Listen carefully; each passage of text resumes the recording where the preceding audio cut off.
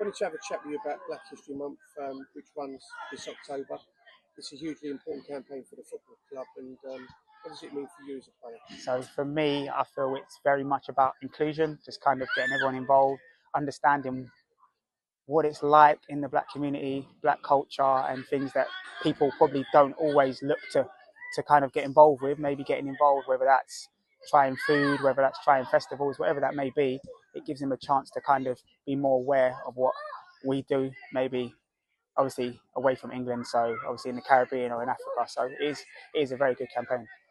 In terms of a football club, we like to think ourselves as an inclusive, community-focused football club. We've got lots of black players that play throughout our 20 youth teams, as well as our adult section as well. Having positive role models for those people throughout the club is important, and you're obviously somebody that prides yourself on conducting yourself in the right way and doing things properly. How important is it for you that you set the right standards for the youngsters within the club?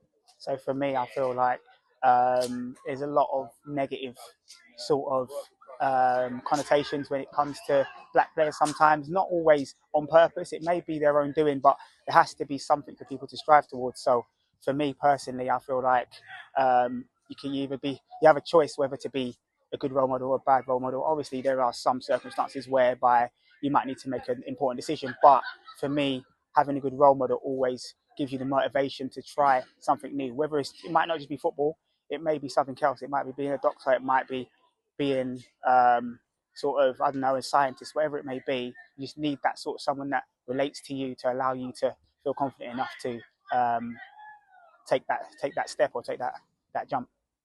In terms of your own sort of upbringing and your own culture, give us a little bit of an insight to where your family upbringing. Yeah, sure. So I'm from the Caribbean. So my mum's mum and dad are from Barbados.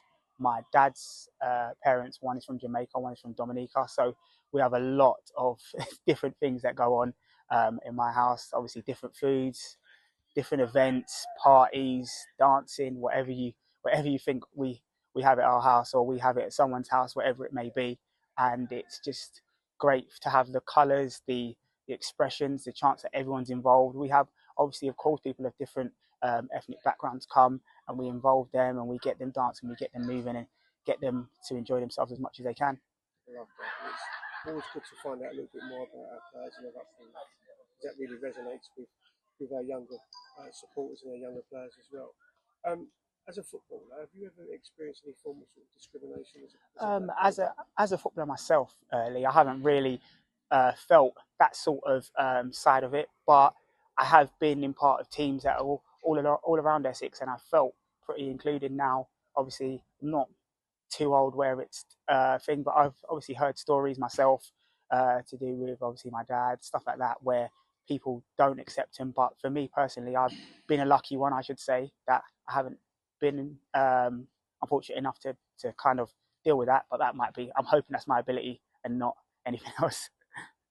In terms of making football more inclusive and doing more to make football clubs inclusive environments, what do you think football needs to do to eradicate racism, discrimination from the game and from society in general? So for me personally, I think the best way to eradicate racism is to normalise it a little bit more. Not always have that sense of it's a big change. Maybe giving it a sense that we are all included, and to try and make it a thing where people feel more comfortable and not at a sense where they're breaking sort of a rule or some sort of barrier, to make them feel as if this is just how we do it. It's not a thing of whether we've got to get past the barrier at a football club or at a job. It's we are inclusive straight away, and that will give people that sort of confidence to go, oh, I've seen this person and they never got any sort of bad press or bad sort of thing, and they can go straight into whatever they want to do.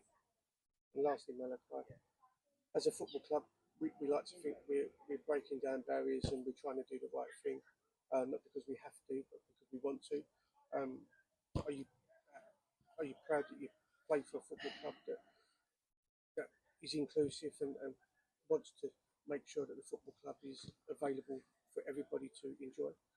Yes, I'm definitely proud of that. I actually do a job which including people is pretty much at the heart of it. So I currently trained to teach. So seeing people being included is exactly what we try and do with the youngsters. So doing it along the football club makes it even easier and much better to sort of be involved in, as I can kind of understand the stuff that the football club has to do, the sort of work that goes into making sure everyone feels comfortable, no matter what their background. It might even be to do with race, or it might be to do with money, but whatever it is, it has to have some sort of work to get there. Really insightful. Thank you ever so much for taking the time to speak to us. Cheers, mate. Thank you. Good luck for the rest of the season. Cheers. Thank you very much.